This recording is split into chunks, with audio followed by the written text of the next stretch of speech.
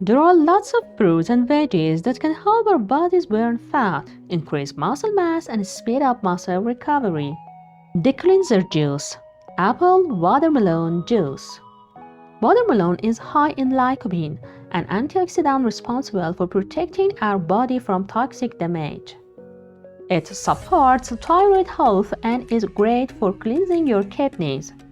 If you cleanse your kidneys, they are much better at producing important hormones like testosterone, which affects both muscle growth as well as fat loss.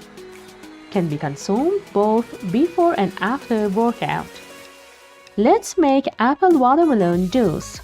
Ingredients: 1/2 cup of watermelon, about 2 1/2-inch thick slices, 1 apple, half lemon peeled, 1/4 inch chunk ginger. Wash and cut the apple into smaller chunks. Remove the rind of watermelon and slice it as well. Peel the lemon and ginger and add them to the juicer first.